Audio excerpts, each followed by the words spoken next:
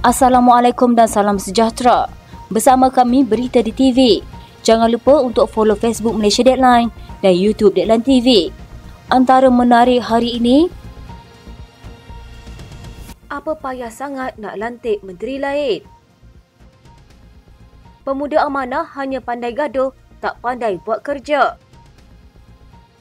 Saifuddin pertahan cadangan pindaan perlembagaan isu kewarganegaraan. Pak Long nak jadi ahli parlimen, janganlah merapu. Menteri Dalam Negeri Saifuddin Nasution Ismail membidas dakwaan Taqiyuddin Hasan yang mendakwa kerajaan mengamalkan double standard dalam melaksanakan Undang-Undang Akta Hasutan 1948. Taqiyuddin bertanyakan kepada Saifuddin ketika sesi penggulungan perbahasan rang undang-undang perbekalan 2024 di Dewan Rakyat. Dia mendakwa Akta Hasutan mempunyai kelompongan yang boleh dieksploitasi oleh pihak berkepentingan dan menyoal adakah kerajaan sedia untuk memasukkannya. Katanya sebagai pengamal undang-undang, kita melihat terdapat loophole yang boleh disalahguna, terutamanya pihak kerajaan. Terdapat pihak yang bercanggah kepentingan dengan kerajaan. Adakah kerajaan ada niat supaya akta ini tidak boleh disalahgunakan mana-mana pihak penguasa? Saifuddin kemudian bertanya Taqiyuddin adakah dia membuat perkara sama, iaitu menggubal atau memasukkan Akta Hasutan ketika menjadi Menteri Undang-Undang pada era Muhyiddin Yassin menjadi Perdana Menteri. Taqiyuddin menjawab pihaknya ada berniat berbuat demikian tetapi tidak sempat melaksanakan pindaan tersebut. Sejurus itu, pertengkaran kecil berlaku antara Taqiyuddin dengan Menteri Dalam Negeri. Saifuddin kemudian memetik beberapa contoh kenyataan pemimpin pembangkang ketika berceramah dan memberi khutbah di Pulau Pinang yang dikatakan berbau hasutan. Katanya jika berlaku pertembungan, perbezaan politik dikatakan perbezaan akidah yang itu jadi masalah. Jadi perkara ini kena ada batasan undang-undang untuk mengawalnya.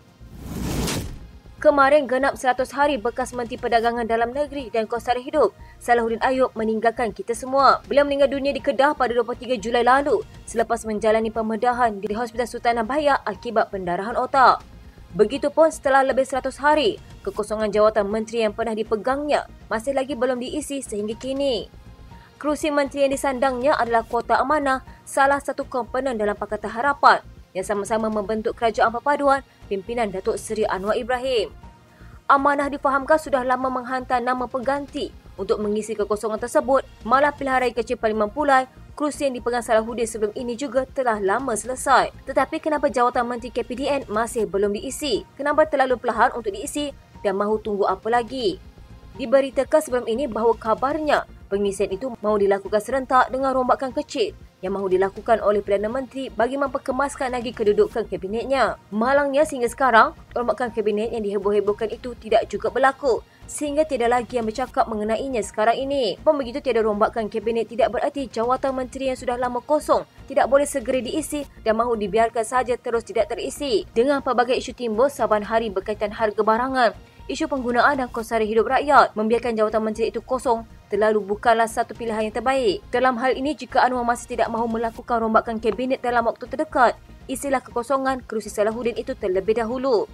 Lagipun, ia kotak amanah, tak payah dan tak mungkin susah untuk mengisinya. Bincang dengan Mak Sabu, belum sejuk kopi pun sudah boleh selesai. Sudah banyak terdengar runggutan daripada rakyat biasa, kaki tangan awam, orang politik dan segala jenis manusia lainnya mengenai kelambatan mengisi jawatan menteri yang sudah lama kosong itu. Perkara mudah, kenapa nak dinampakkan ia terlalu payah? Bekas Menteri Alam Sekitar dan Air membangkitkan kegusarannya berikutan tindakan kerajaan memasukkan penyertaan Singapura dalam kaji selidik pengurusan sumber air di Johor kerana langkah itu berisiko mendedahkan isu keselamatan negara kepada pihak luar. Datuk Seri Tuan Ibrahim Tuan Man mendakwa pembabitan Singapura dalam kaji selidik itu melampaui had kerana sumber air adalah di bawah bidang kuasa kerajaan negeri. Katanya, saya melihat ada keperluan untuk pihak Kementerian Sumber Asli Alam Sekitar dan Perubahan Iklim sama ada dalam bentuk maklumat atau perbincangan untuk mendedahkan isu perjanjian air dengan Singapura sebab ia makan masa 100 tahun dan beri kesan besar kepada negara. Ada dua perkara. Pertama, membabitkan perjanjian dan keduanya dalam kenyataan dibuat Perdana Menteri Datuk Seri Anwar Ibrahim. Dia mencadangkan Singapura dibabitkan sama dalam kaji selidik pengurusan sumber air di Johor. Saya fikir ini sudah melebihi had walhal sumber air bidang kuasa negeri. Jika didedahkan kaji selidik, ia isu keselamatan negara kita. Sepatutnya pihak luar tidak dilibatkan dalam kajian pengurusan sumber air di setiap negeri sebab ia membabitkan keselamatan negara. Sementara itu, menjawab persoalan dibangkitkan Tuan Ibrahim, Nik Nazmi berkata, pembabitan Singapura dalam kaji selidik untuk melihat keupayaan membesarkan sungai dan kapasiti pengeluaran air di Johor tidak menggadaikan kepentingan negara. Bahkan beliau berpandangan tiada masalah dengan perjanjian terbabit kerana matlamatnya untuk melihat apakah penyelesaian terbaik antara kedua-dua belah pihak. Katanya, saya pun ada dalam lawatan atau pemukiman pemimpin Malaysia Singapura baru-baru ini. Dalam soal air, sebenarnya sebelum ini kita pun ada perbincangan dibuat pada akhir 2019 atau awal 2020, iaitu status terakhir mengenai perkara itu. Maka kita berasaskan penting sebab perjanjian itu, kita rasa tidak ada masalah dengan beberapa aspek perjanjian berkenaan. Kita nak lihat semua perjanjian dan melihat apa solusi terbaik. Ia bukan mudah sebab membabitkan dua pihak. Sebelah pihak, air mentah itu dijual pada harga murah. Pada masa sama, Johor juga ada ambil air yang diproses dari Singapura. Kalau ikut perjanjian asal, ada had. Jika lebih dijual pada harga lebih tinggi lagi. Tetapi sekarang ada tolak ansur yang mana Johor dibenar ambil pada jumlah lebih tetapi pada kadar yang murah. Dalam keadaan itu, sebab itulah kita juga melihat Johor juga mempunyai keperluan air yang sangat tinggi. Maka perlu untuk kita mencari satu penyelesaian menyeluruh mengenai perkara ini. Ketua Pemuda Amanah Muhammad Hasbi Muda bersedia dihukum pada pemilihan parti itu bulan depan. Susulan kenyataan timbalannya Razak Rizwan berhubung kegagalan mereka menguasai naratif politik pengundi muda. Hasbi berkata perwakilan sayap boleh menilai gerak kerja dan prestasinya sepanjang memegang jawatan itu pada Oktober 2021 menggantikan Syazli Munir Muhammad Isnin yang meninggal dunia. Katanya jika gagal sudah pasti saya akan kalah teruk atau mendapat tempat tercorok pada pemilihan. Saya tidak akan melarikan diri atau elak dari dihukum dalam pemilihan. Sebagai pemimpin, jangan takut ditolak atau dihukum jika benar kita gagal atau tidak menunjukkan prestasi baik. Pada 27 Oktober lalu, Razak mengumumkan tidak akan bertanding pemilihan sayap itu kerana bertanggungjawab di atas kegagalan mereka menarik pengundi muda Melayu dan mencadangkan pimpinannya digantikan muka baru. Beliau berkata pandangan itu berdasarkan kegagalan Pemuda Amanah menguasai naratif politik dalam kalangan anak muda yang majoritinya menyokong Perikatan Nasional pada PRU15 dan PRN Ogos lalu. Mengulas kenyataan orang nombor duanya itu, Hasbi mengakui sayap berkenaan mempunyai kelemahan namun menyifatkan kesimpulan mereka gagal secara mutlak adalah terlalu remeh. Katanya semua maklum bahawa undi Melayu dikuasai Pakatan Harapan dan Barisan Nasional merosot manakala peningkatan dilihat pada PN. Begitu juga undi anak Melayu. Namun tegasnya Pemuda Amanah juga mempunyai kejayaan seperti penyatuan dan perpaduan selepas terjejas teruk akibat tindakan lompat parti bekas Ketua Hasnul Zakaria Abdul Munaim. Hasnul menjadi Ketua Pemuda Amanah pada pemilihan 2019 bagi menggantikan Sani Hamzah yang tidak mempertahankan jawatan. Hasnul keluar parti susulan pembentukan kerajaan PN dan BN di Perak pada Mac 2020. Selain Hasbi yang akan mempertahankan jawatan ketua bagi kira-kira 70,000 ahli sayap, dua individu lain menyatakan minat untuk bersaing iaitu Adun Batu Tiga, Daniel Ar-Rashid Harun Aminah Rashid dan Esko Pemuda Azhar Rahman. Kementerian Dalam Negeri dijangka mengekalkan dan membentangkan di Dewan Rakyat kesemua 8 cadangan untuk meminda peruntukan berkaitan pemberian kerakyatan di bawah Perlembagaan Persekutuan. Ini termasuk cadangan pindaan yang dikritik kumpulan masyarakat sivil sebelum ini. Menteri Dalam Negeri Saifuddin Nasution Ismail berkata ia sudah memberi penjelasan kepada pihak berkepentingan mengenai kebimbangan yang dibangkitkan berhubung cadangan pindaan itu. Katanya saya sendiri berkali-kali tidak hitung mengadakan libat urus. Ada pandangan mereka saya catat, ada pandangan saya beri penjelasan. Dari 8 cadangan pindaan perlembagaan, apa paling sensitif pada mereka? Isu anak tanpa kewarganegaraan, anak terbuang, anak tak ada identiti. Saya jelaskan pada mereka ketika perlembagaan dibuat pada tahun 1950-an, negara belum berdepan isu pendatang asing tanpa izin, pelarian dan lain-lain. Saifuddin menjawab soalan Howard Lee yang bertanya sama ada kerajaan telah mengambil kira kritikan terhadap cadangan itu. Mengulas lanjut, Saifuddin berkata, pada masa ini terdapat 3 cara untuk menerima kerakyatan Malaysia, pengendalian undang-undang, pendaftaran dan naturalisasi.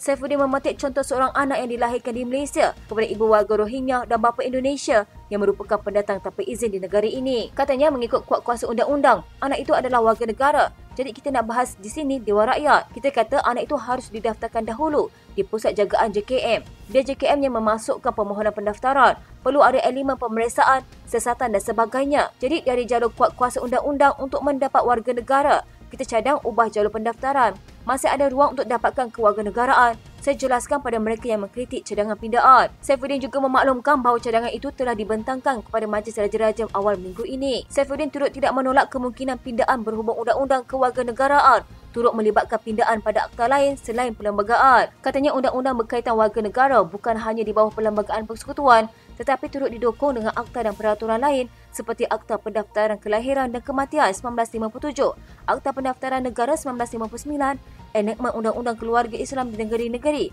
Akta Pasport 1966 dan Akta Imigresen 1959. Prinsip kewarganegaraan dihurai dalam Perlembagaan Persekutuan, tetapi untuk tujuan meluluskan isu warga negara turut diapit berbelas lagi peraturan. Justru bentuk pindaan nanti mungkin tidak dicerminkan pada Perlembagaan Persekutuan, tetapi mungkin pada akta-akta sokongan ini akan dimuktamadkan. Ahli Parlimen Langkawi Datuk Muhammad Suhaimi Abdullah sepatutnya menggunakan sesi sidang Dewan Rakyat bagi menyuarakan masalah rakyat dan berhenti mengeluarkan kenyataan merapu serta memalukan. Ketua Penerangan UMNO Kedah, Datuk Saiful Hazizi Zainul Abidin berkata, penduduk Pulau Pelancongan itu berdepan pelbagai masalah yang sepatutnya diselesaikan Muhammad Suhaimi seperti isu feri, industri pelancongan dan harga barangan. Katanya apa yang lucah dan memalukan, kita kasihan dan simpati kepada orang Langkawi ambil calon tangkap muat jadi wakil rakyat di Langkawi, bukan orang tempatan. Pesan saya kepada Ahli Parlimen Langkawi, guna Dewan Rakyat untuk suarakan masalah rakyat Langkawi. Saiful Hazizi yang juga Ketua UMNO bahagian Merebut berkata, isu feri antara masalah yang perlu diberi perhatian kerana membabitkan masalah rantaian industri pelancongan di pulau itu. Katanya isu feri juga terkait faktor monopoli, kartel dan pasang surut laut yang menghadkan kekerapan operasi feri antara tanah besar ke Langkawi. Katanya jumlah terhad ini membawa kepada penurunan masuk pelancong asing yang sememangnya menjadi masalah kepada rantaian industri pelancongan di Langkawi. Industri perhotelan semakin suram akibat penurunan kemasukan pelancong dan memberi kesan kepada industri itu terutama hotel 3 bintang ke bawah. Turut terjejas ialah pengusaha inap desa sehingga ada yang gulung tikar atau menunggu masa menutup operasi. Kenaikan harga barang dan makanan berpunca daripada kekurangan pelancong, maka peniaga terpaksa menjual pada harga tinggi untuk menampung kos. Hakikatnya bercuti di negara jiran lebih murah. Pesanan saya kepada Ahli Parlimen Langkawi, rajin balik kawasan, ambil tindakan segera masalah rakyat. Henti ada merapu nak bina terowong bawah laut ala MRT dari Alor-Star ke Langkawi. Muhammad Suhaimi sebelum ini mencetuskan kontroversi apabila didakwa mengeluarkan ucapan berbau seksis kepada Ahli Parlimen Seputih Teresa Kok pada sidang Dewan Rakyat baru-baru ini. Beliau juga pengerusi Bersatu Kedah turut mengemukakan cadangan pembinaan MRT dari Alor-Star ke Langkawi untuk menyelesaikan masalah feri yang berlarutan. Sekian berita hangat pagi di TV pada hari ini. Jangan lupa untuk follow Facebook Malaysia Deadline dan YouTube Deadline TV.